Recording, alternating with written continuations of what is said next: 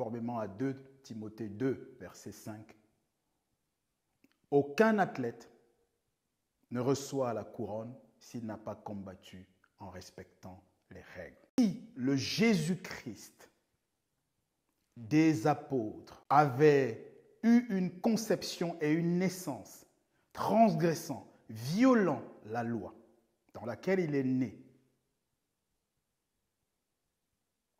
violant les prophéties messianiques qui l'ont des milliers d'années, des centaines d'années, bien avant qu'il ne vînt, s'il n'était pas né en s'inscrivant dans ces prophéties, notamment de Genèse 17, 4, ou encore la totalité des prophéties messianiques, vous avez entendu la totalité, cela veut dire qu'il est aisé pour vous de nous contredire si vous le pouviez. Vous ne le pourrez pas pour la simple raison que nous considérons, nous savons quel est le respect que vous accordez à tout le moins théoriquement aux Écritures. J'ai dit théoriquement dans ce sens qu'il reste encore au-delà du respect affiché, il reste le fait d'être béréen en lisant, non pas pour confirmer la profession de foi de votre dénomination, de votre père spirituel ou je ne sais de quelle gloire de laquelle vous vous inspirez, encore faut-il lire les Écritures comme les Béréens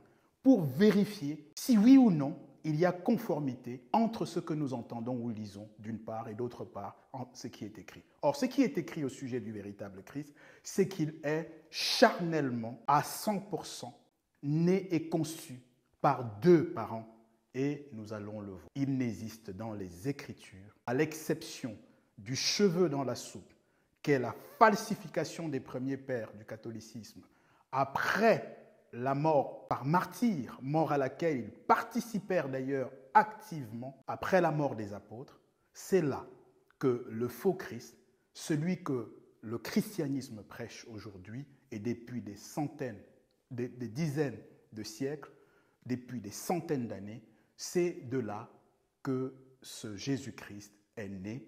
Il n'avait pas cours du vivant du véritable Christ, il n'a pas eu cours du vivant des apôtres. Le seul apôtre qui a été témoin oculaire de son introduction, de son intronisation et qui en rend courageusement compte dans ses écrits, c'est l'apôtre Jean.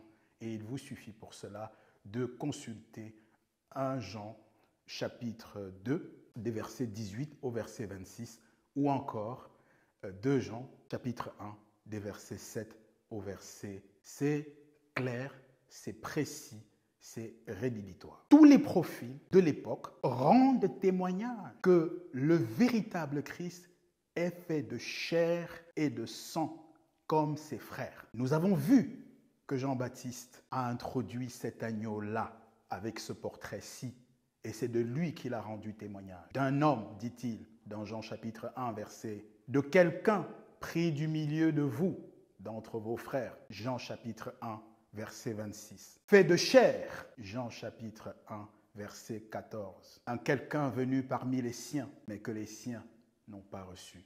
Jean chapitre 1, verset 11.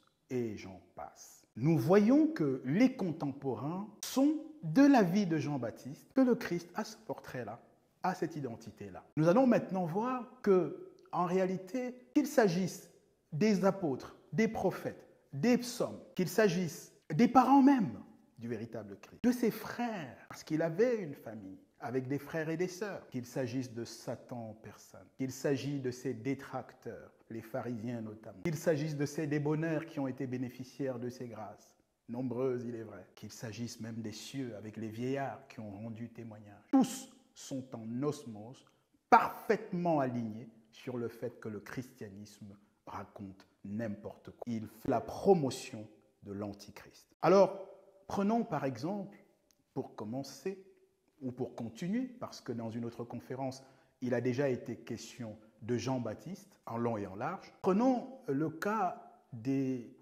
contemporains, ou des foules. Les contemporains, encore une fois, selon Luc 3, verset 23, savaient, voyaient et croyaient que le véritable Christ est le fils de Joseph et d'Élie, son père. Et c'est d'ailleurs tellement vrai que c'est pour cette raison-là qu'ils ont eu du mal, parce que le véritable Christ était comme eux. L'un d'entre eux de conditions modestes, un charpentier, fils de charpentier, un garde du quartier qu'ils avaient vu évoluer, qu'ils avaient vu grandir. L'un des leurs, en réalité. C'est ce que dit exactement Jean chapitre, nous allons citer Matthieu chapitre 13, les versets 55 au verset 57. C'est exactement ce qui y est écrit. Si bien que finalement, la difficulté pour eux était son humanité normale, trop normale, beaucoup trop ordinaire et normale. Ils seraient bien allés avec un autre. Ils auraient plus facilement reconnu un autre, alors même que les Écritures n'ont jamais présenté